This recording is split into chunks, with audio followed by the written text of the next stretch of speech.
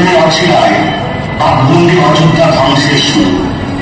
2007 সালের মধ্যে বামনিকোপার আর জলধারাকে টানেল বন্দি করে তৈরি হল প্রথম পাম্প স্টোরেজ প্রকল্প। ভেঙে গুড়িয়ে দেওয়া হল বিস্তীর্ণ পাহাড়।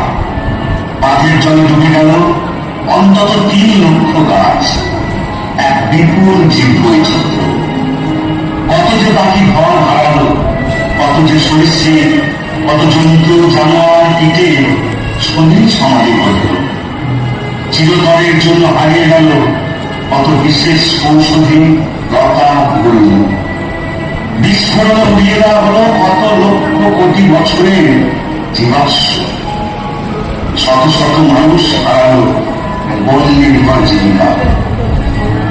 যে পাহাড় অরণ্যবাসী সর্বগ্রাহ্য দেবতা, সাঁওতালদের কাছে মারানগুরু বা বড় পাহাড়, মুন্ডাদের কাছে গুরুগঙ্গা ও পাঠশালনা, বাউরি বাগদিদের কাছে বড় পাহাড়ি, তাকে ধ্বংস হতে দেখে গড়ে উঠল আন্দোলন।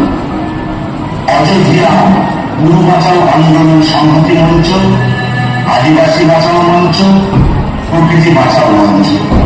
প্রতিবাদ হল কথায় কথায়, স্লোগানে ব্যানারে, রাস্তার আন্দোলনে, সুরে সুরে, গানে গানে।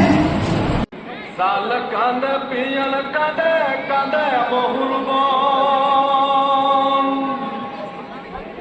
অযোধ্যা পাহাড়ে বসে কাঁদে আমার মন গো, কাঁদে আমার মন। এই চিরিং রিঙ্গা গাছগুলা কোথা থাকে যেন খেল দেখালো দেখালো খেল বাবু।